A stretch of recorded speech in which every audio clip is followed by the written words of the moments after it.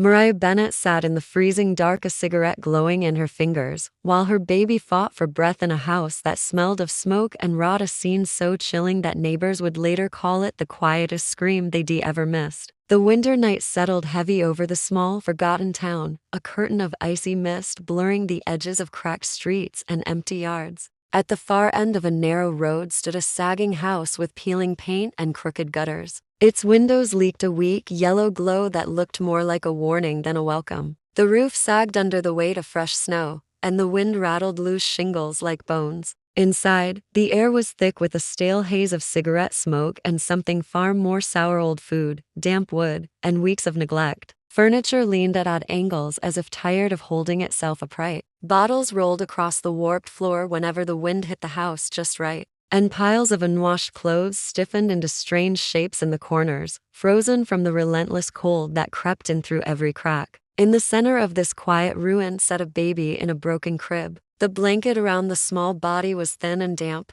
offering little comfort against the icy draft. Frost gathered on the cracked window panes, and the faint hiss of escaping air came from a split in the glass. Each breath the baby drew seemed slower than the one before, a fragile rhythm that barely disturbed the silence. No humming heater, no crackling fire, only the soft rasp of lungs fighting the cold. Across the room, a woman sat hunched in a chair that wobbled with every movement. Her shadow stretched across the wall, tall and jagged in the flickering light of a single candle. A cigarette glowed between her fingers, its ember the only real warmth in the room. Ashes had piled on the floor beneath her, a gray mound like dirty snow. She stared at nothing, her eyes half hidden behind greasy strands of hair. Smoke curled around her face and drifted toward the ceiling in slow spirals, clinging to the cracked plaster like a ghost. Outside, the storm gathered strength. The trees groaned under the weight of ice, and snow hissed as it slid from rooftops onto the frozen ground.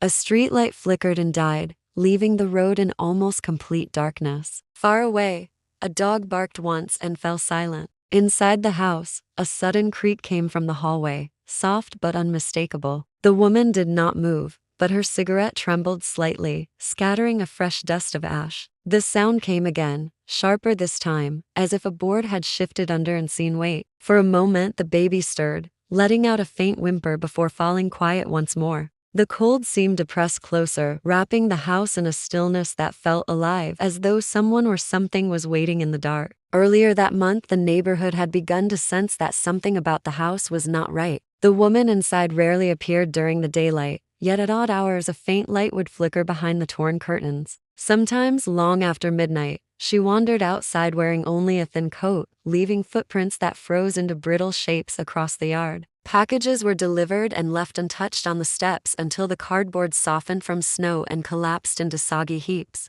The few neighbors who lived close enough to notice traded uneasy glances but said little, each assuming someone else would eventually intervene. The only person who truly watched was a retired mail carrier who spent his evenings at the front window of his small home across the street. He had delivered letters to that address for decades and remembered the house in better days, when laughter had spilled from its windows and flower pots lined the porch. Now the silence felt unnatural. He counted the number of times the woman emerged and noted when the lights flickered out completely. His instincts told him something dangerous was growing behind those walls. Inside the house, the temperature sank lower each night. The old furnace sat dead in the basement, its pilot light extinguished, while the electricity sputtered under unpaid bills. Candles provided the only glow, their smoke adding to the haze that never lifted. The baby's cries began as sharp protests against the cold but weakened to small sighs, barely audible beyond the next room. Milk soured in bottles that tipped over on the counter, and the thin blanket stiffened from dampness. The mother moved through the rooms like a shadow, silent and mechanical, as if some part of her had already left.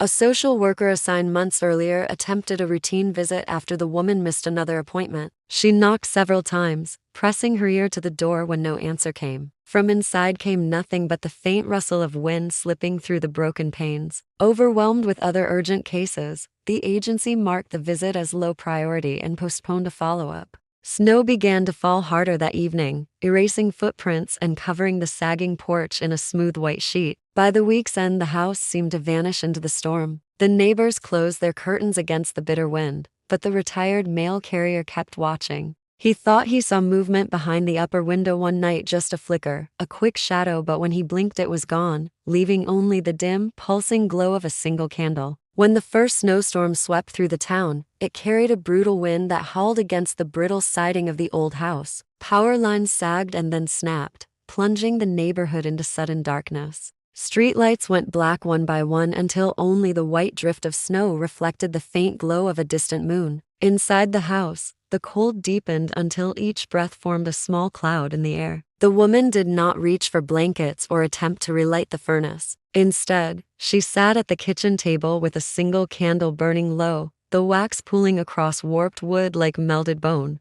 She had dragged broken furniture from the living room into a pile near the fireplace, but never struck a match to set it ablaze. Instead of preparing warmth, she picked through the fragments of a faded notebook. Its pages were covered with uneven handwriting, half sentences, and odd lists of names that meant nothing to anyone else. A circle of ink marked one particular date coinciding with the night the storm was predicted to hit hardest. Beneath it, faint symbols trailed off into scribbles as if she had changed her mind or run out of space. The candlelight flickered over the page, making the letters dance like they were alive. Upstairs, the baby shifted weakly beneath the thin blanket. The crib creaked with each shallow movement, the sound almost lost beneath the wind shrieking through the cracks in the windows. A slow, rattling breath echoed against the cold plaster walls. The air smelled of damp smoke and old ash, a stale heaviness that coated everything. The woman rose without a word and moved to the window. Her shadow stretched tall and distorted across the peeling wallpaper. Outside, the storm thickened, swirling snow until the street disappeared into a blur of white. She stared outward for a long time, as if expecting someone to emerge from the storm,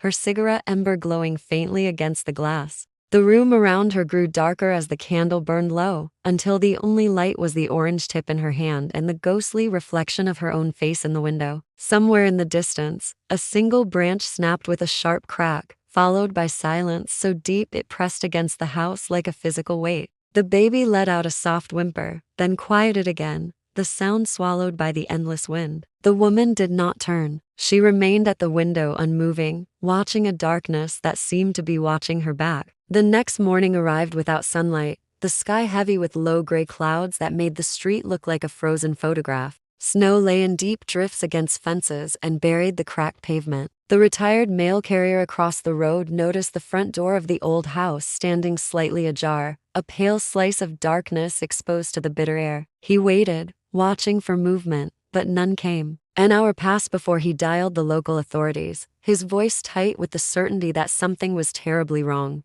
Responders trudged through the snow, their boots sinking into the untouched surface of the yard. The porch groaned beneath their weight. The door creaked wider with a push, revealing a stillness that felt almost deliberate. Inside, the air reeked of stale smoke and cold rot. Cigarette butts littered the floor like gray confetti, forming small mounds beneath chairs and along the baseboards. Candles burned low in puddles of hardened wax, their thin flames barely cutting the dimness. They moved carefully from room to room, their flashlights slicing through the haze. The crib stood empty in the center of the living room, the thin blanket stiff with frost. Panic surged as they called out into the silence, their voices absorbed by the sagging walls. No answer came. Every surface seemed coated with a film of neglect, dust, soot, and the bitter cold itself.